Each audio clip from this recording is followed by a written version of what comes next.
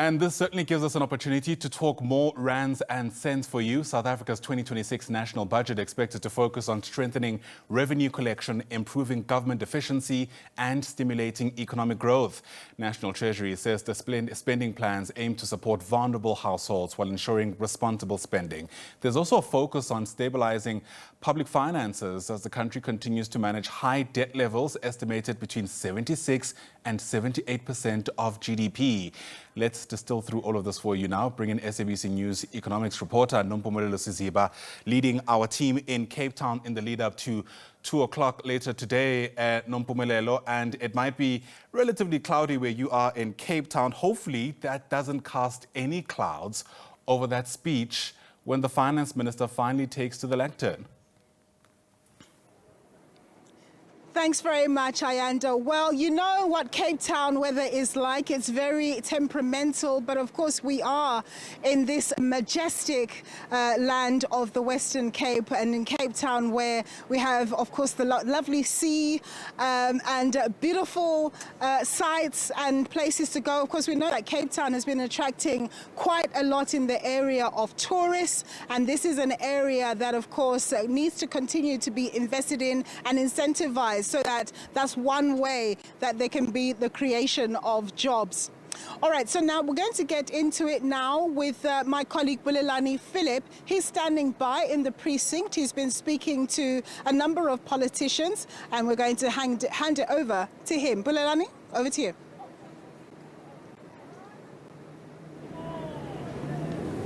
Okay, thank you so much. Welcome again, and we are going to be speaking to several political parties on the expectation of the finance minister's budget speech. Of course, the budget speech must speak to the State of the Nation address by President Cyril Ramaphosa when he says that we are on the cusp of rapid economic development. The emphasis there is that government is going to spend a lot of money in infrastructure development to ensure economic growth as well as job creation. Joining me now on this conversation is Steve Swarte, the Chief Whip of the ACDP. Steve, firstly, how do we find the balance of public sector investment as well as private sector investment in the infrastructure development plan? Well, it's a great concern for the ACDP that the private sector is still not investing sufficiently in private fixed capital for economic development that we really need for job creation. The private sector is sitting on 1.8 trillion rand in cash reserves. And why are they not investing? Because of the policy uncertainty and regulatory uncertainty. And so, yes, whilst President Ramaphosa has indicated there's going to be massive investment, we have to deal with policy uncertainty. You've got to deal with that first so that the private sector can invest more. Where is the stumbling block in terms of the policy uncertainty in the eyes of the ACDP? Well, I think there's a number of issues. Firstly, we see our foreign policy, where we have challenges with Western trade partners, we have challenges with the US, tariffs have been imposed, so that is one of the issues that needs to be addressed. There's a fiasco with foreign policy. Then, of course, we need to see the review of our BEE policies. That is taking place, thankfully.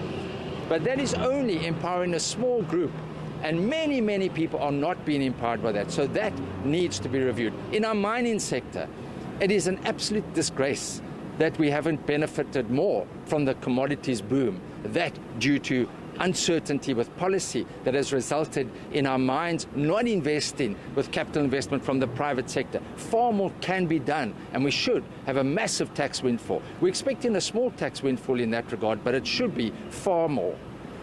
The President, in his State of the Nation address, actually denounced the calls for the review of the BE, saying that it is dealing with the issues of the past injustices. Your view? We think it's been abused, largely. We do believe in redress for what happened in the past, such as restitution of land with compensation as set out in the Restitution of Land Act. There was a place for that.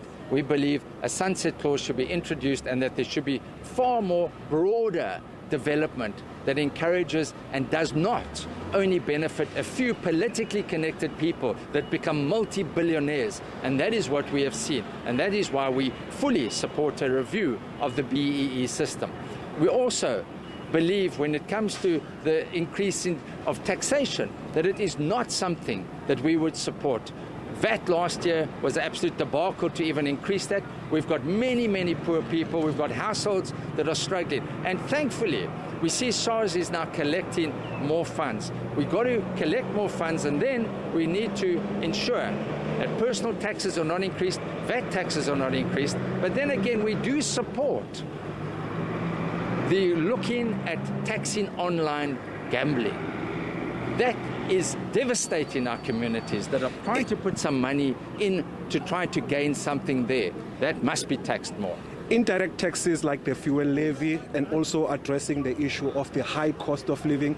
How do you think you should navigate that space? It's a pity that it's more than likely we will see an increase in those indirect taxes, such as because it's easy to collect. But it does impact on every level.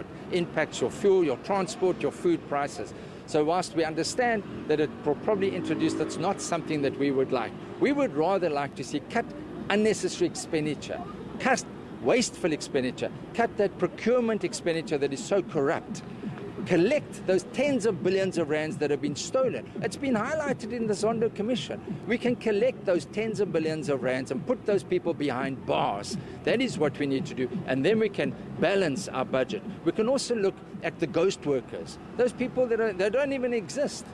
And of course, the early retirement program is to be welcomed as long as it doesn't impact frontline services, our policemen, our educators, our health services. We cannot impact them. They're really struggling.